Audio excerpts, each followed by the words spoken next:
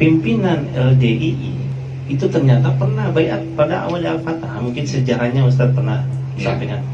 Jadi pada tahun 1956 itu ada salah seorang tangan kanan Nur Hasan Ubaidah ketemu Imam Al-Fatah di Lakua Jakarta Utara. Ketemu, disampaikan masalah jamaah, dia paham, akhirnya bayat kepada Al-Fatah.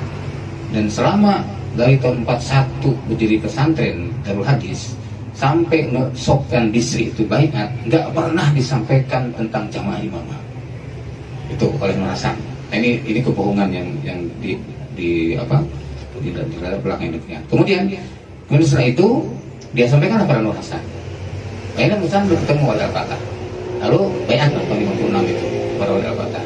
Akhirnya belajar dari Wali Al-Fatah tentang jamaah dan imamah. Lalu kembali diamanati untuk supaya menjadi amir di Kediri. Tapi sampai di Kediri malah dia dibayat sebagai imam. Itu oleh murid-muridnya, disampaikan tentang dari jamaah, mereka takut mati jahiliyah gitu ya. Sampai akhirnya sampaikan, saya jadi imam. Sebutkan syarat imam itu gini-gini yang semuanya pada dirinya gitu. Akhirnya jadi pembayatan di Gamsul Mangu. Kemudian setelah itu kembali lagi tahun 59 ya. Diperingatkan tahun 58, 59 datang ke Cilengsi kedua kali ya. Bukan Cilengsi, belum ada Cilengsi. Oh, bang. Di Jakarta. Jadi bayat yang kedua kalinya tahun 59, tapi setelah itu ternyata masih juga kembali ke Kediri menyampaikan bahwa dia ini sebagai imam. Maka tahun 62 itu datang lagi, dia menyatakan bayat yang ketiganya dan tertulis. Nah, tulisan bayatnya itu ditulis ada di YouTube ada, ya, dan itu disebarkan. Yang tanda tangan, yang pakai tanda tangan, pulpennya ini milik Ustaz Saifuddin, guru saya. Itu Ustaz Saifuddin yang pulpen yang dipinjami untuk tanda tangan itu. Dan dokumentasinya masih ada? Ada dokumentasinya itu. Nah itu pun ternyata dihianati juga. Maka tahun 68 Nur Hasan pernah mau bergabung oleh Wali Al-Fatah ditolak. Tidak, sudah cukup. Jadi 2 kali pernyataan lisan, 1 kali pernyataan tulisan itu sudah cukup. Maka ditolak. Maka sejak itu tidak ada hubungan sama sekali dengan Nur Hasan. Akhirnya Nur Hasan dengan manhulnya, dengan mutasilnya, dia terus merekrut orang-orang untuk bergabung dengannya. Dan dia kan mengklaim sebagai murid Darul Hadis. Darul Hadis itu salah satu perguruan tinggi di Mekah.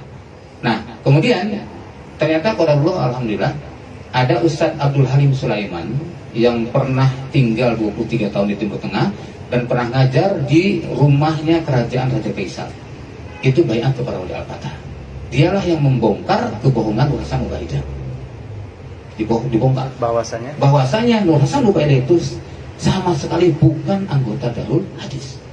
Kemudian dicek waktu itu dipimpin direktur Darul Hadisnya Dr. Syekh Muhaimin Abu Samah, ya, ditanyakan adakah nama Nur Hasan Ubaidah dari Indonesia.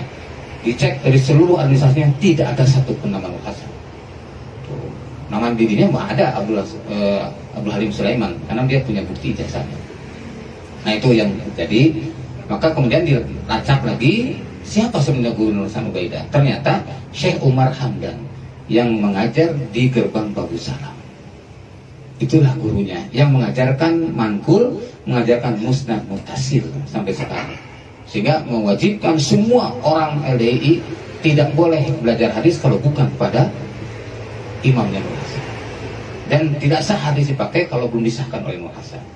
Bahkan dalam kitab Tirmidzi itu di sanad ini disebutkan, bahkan sanad terakhir itu Nur Hasan Ubaidah. Nur Hasan Ubaidah, kemudian Syekh Umar Hamdan, terus kepada langsung sampai pada Nabi, begitu. Nah, ini maka ketika ada orang LDI sekolah ke Mekah, kemudian mereka belajar di Mekah, akhirnya mereka paham tentang kekeliruan LDI dan akhirnya keluar dari LDI. Maka kalau tidak heran kalau kita lihat di YouTube tuh ribuan sekarang orang LDI keluar setelah di masa keterbukaan. Karena dulu kan nggak boleh hadis yang lain, nggak boleh buka kitab lain, tidak boleh gitu.